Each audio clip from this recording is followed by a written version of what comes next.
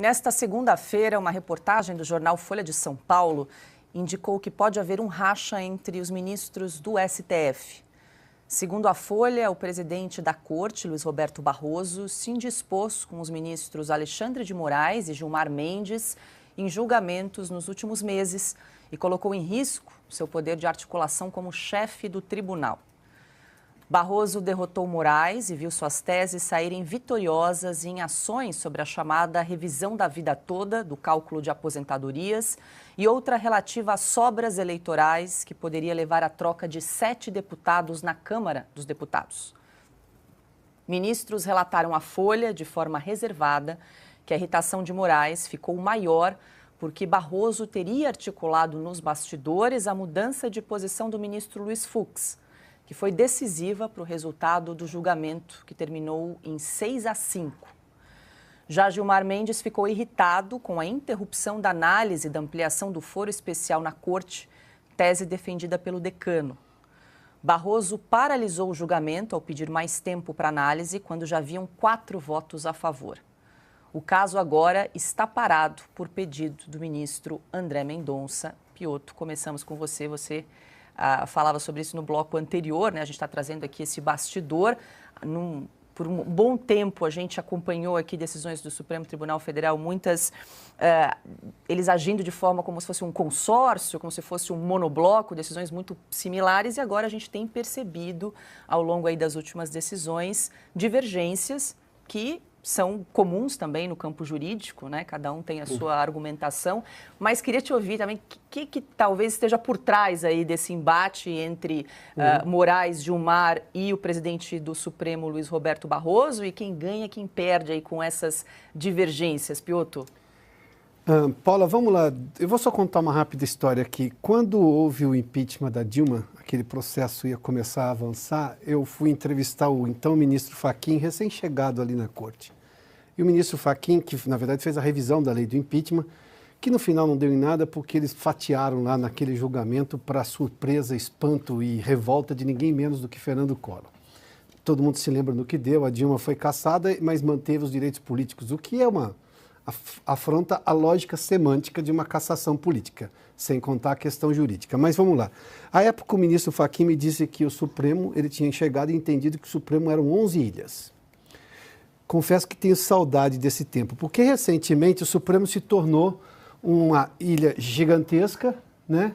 Ou um arquipélago ali que jogava junto, de 10-2, dependendo se tinha, de 8-2 ou de 9-2. Dependendo se tinha 10 ou 11 ministros no Supremo, se estava fechado ou não.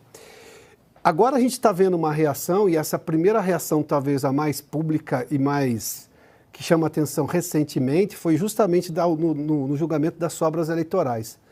Ali, o ministro Alexandre de Moraes chegou não só a discordar do voto do presidente da Corte, o ministro Barroso, como disse, essa é a opinião de Vossa Excelência. Ué, é um ministro supremo, claro que é a opinião dele. É preferível que seja só a opinião dele. É assim que eles chegam lá, porque tem notável saber jurídico, enfim, libado a reputação. Essa é a lógica. Então, eu espero que ele tenha um voto dele, o entendimento dele. Bom, vamos lá.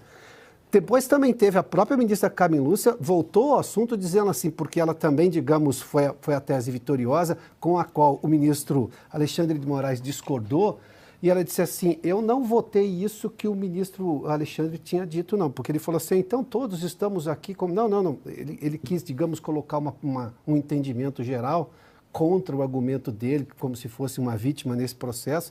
E a ministra Carmen Lúcia ficou do lado do ministro Barroso nessa questão e defendeu a visão dela. Que até naquele momento a regra era aquela, então, obviamente, não se podia mudar. Era vontade popular. A partir de então, o Supremo voltou a um novo entendimento. A nova eleição tem um novo entendimento. Esse, digamos, princípio de conflito ali, o que deveria ser apenas uma questão técnica, porque ministros têm opiniões diferentes, divergentes e podem divergir, é da lógica democrática. Olha que interessante falar de democracia no Supremo. Parece que o Supremo nem ele gosta de democracia interna, porque é natural que 11 ministros possam divergir, até é esperável que isso ocorra. Pode ser que tenham ali similaridades de pensamento e formem uma maioria, como em algum momento vai ser formada. Agora, por que há toda essa preocupação? O grupo que tinha quase que o Supremo na mão, parece claramente isso, Gilmar Mendes e Alexandre de Moraes, que estavam muito próximos. Quem não se lembra daquela cena, acho que nos últimos momentos do governo Bolsonaro, em que foi lá o presidente Bolsonaro e o ministro Paulo Guedes ali dizendo, olha, acabou, o resultado é esse e tudo mais. Saíram daquela reunião com os ministros do Supremo, era presidido pela Rosa Weber, saíram juntos o ministro Gilmar Mendes e o ministro Alexandre de Moraes, que parecia exatamente um bloco ali que angariou apoios. Flávio Dino provavelmente faz parte desse apoio. E agora a gente está vendo o presidente da corte percebendo que ele é presidente da corte em algum momento do ponto de vista só teórico, não prático. E ele está exercendo agora essa autoridade como presidente da corte. Eu confesso que só não sei se ele pode, por exemplo, mandar fechar esses inquéritos todos, porque foram abertos de ofício por uma decisão do Toffoli, quando era presidente da corte, e nomeou Alexandre de Moraes como o presidente desses inquéritos. A minha pergunta, e obviamente eu confesso, não tenho como dizer agora, se ele poderia fechar, porque que não faz sentido jurídico, não faz um inquérito aberto há tanto tempo. O presidente do Supremo, porque obviamente isso foi aberto por um outro presidente, né? De ofício, o que já é uma ilegalidade, enfim, mas ele concordou lá atrás, ele pode mudar de ideia ou não, mas eu não sei se ele teria poder para derrubar esses, ou pelo menos mandar fechar esses inquéritos que, segundo Alexandre de Moraes, termina quando termina. Vai terminar quando terminar, ponto. O que não é uma resposta técnico-jurídica nem aqui, nem na China, nem na Venezuela, nem em lugar nenhum. Augusto, curiosa para ouvir aí sua análise desse embate aí que está se desenrolando no Supremo entre três ministros de peso aí, né? Gilmar Mendes, Alexandre de Moraes e também Luiz Roberto Barroso, que é o presidente do Supremo atualmente. Antes que se formassem blocos, né? Se formasse um bloco quase, que quase chegou à unanimidade ali, porque sob o silêncio dos dois nomeados, indicados pelo presidente Bolsonaro. Até que se formasse, você tinha divergências, houve discussões ásperas entre o Barroso e o Gilmar, o Gilmar com quase todos, o Gilmar chamando de covarde, só não haverá salvação para o juiz covarde, sei lá de onde ele tirou essa frase, mas dirigida ao Nunes Marques. O Gilmar brigou com meio mundo. Ali eram 11 ilhas. Eu também tenho saudade dessa época. Que começou a mudar, surpreendentemente, por uma frase dita pelo Fux. Não esperava que viesse dele. Né? Mexeu com um, mexeu com todos. Não é assim. Não é assim. Sobretudo quando se tem discussões altamente duvidosas, como as que vêm sendo tomadas pelo Alexandre de Moraes. Ele era o caçula da corte, o mais novo dos ministros, quando ele assumiu o primeiro inquérito, esse do fim do mundo. E agora aparece o dono do Supremo. Vamos agora ver o que acontece com a Carmen Lúcia, por exemplo. Ela disse numa reunião lá do TSE que aceitaria a censura, que é indefensável, ela disse.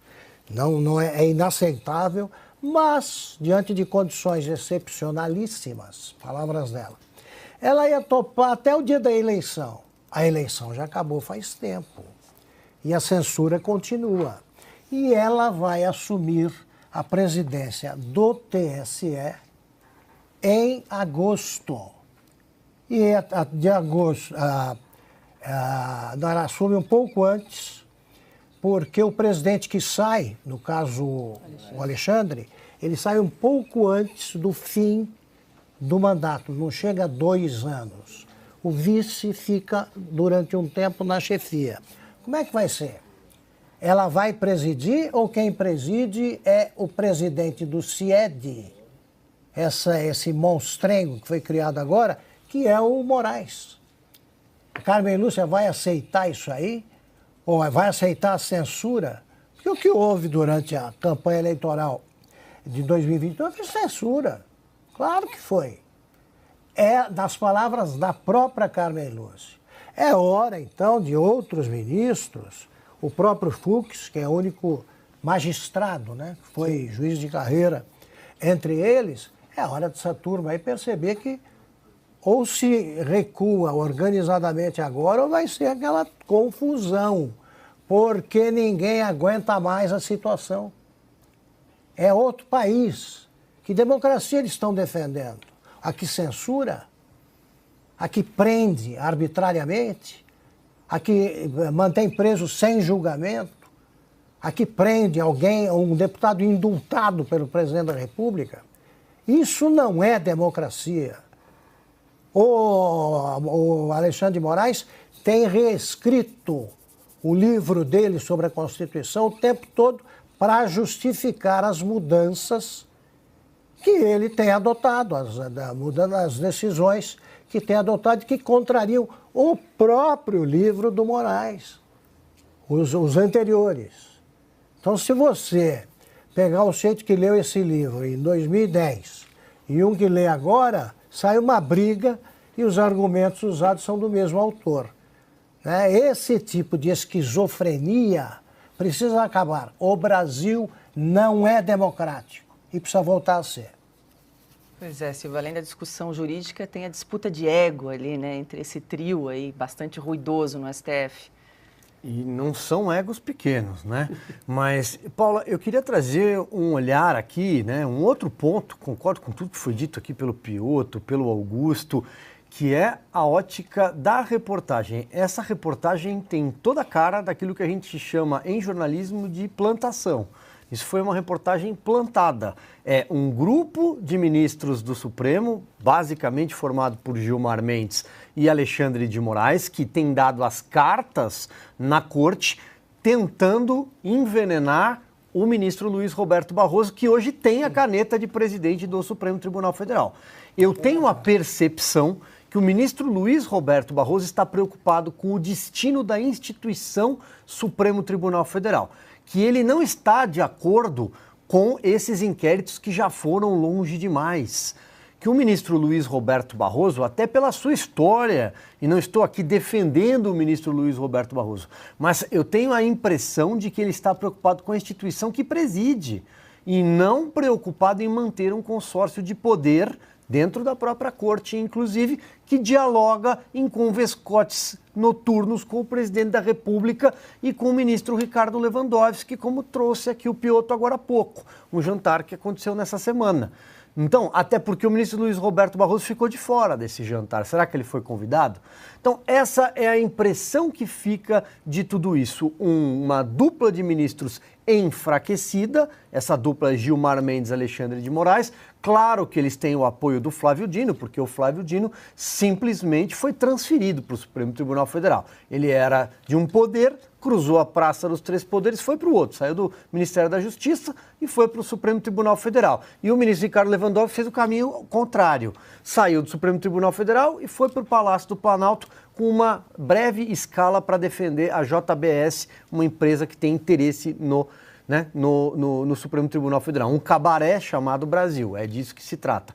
Mas finalizo, Paula, lembrando que o ministro Luiz Roberto Barroso já teve um dos embates mais tensos e duros com o ministro Gilmar Mendes da história da corte. E não faz muito tempo, foi em 2018, quando ele disse, olhando para o ministro Gilmar Mendes, o senhor é uma pessoa horrível, o senhor é uma mistura de mal com atraso e pitadas de psicopatia. Essa frase existe, está disponível no Google, para quem quiser relembrar essa cena. Não sei se ele mudou de opinião em tão pouco tempo. Eu acho que eles se reuniram de alguma forma para o que ele, Barroso, confessou, derrotar o bolsonarismo. A partir daí, a agenda é outra. O Barroso parece estar preocupado com o STF como instituição. Só para complementar esse comentário perfeito, Lúcio, concordo inteiramente com você e aproveito para comunicar aos leitores, aos que ainda leem esse tipo de reportagem, o seguinte: toda vez que algum repórter da TV, se algum repórter da TV estivesse mexendo no celular, olha, eu conversei com as minhas fontes do Supremo, pode traduzir para Gilmar Mendes, é ele. Eu só vou reforçar esse ponto do Silvio aqui, eu concordo. Se a gente olhar para a lógica do que é o Supremo Tribunal Federal e a plena concepção que, óbvio, que o ministro Barroso entende o que é o Supremo Tribunal Federal, ele se olha no espelho, olha para a corte que ele preside e fala, bom, isso não é o Supremo Tribunal Federal.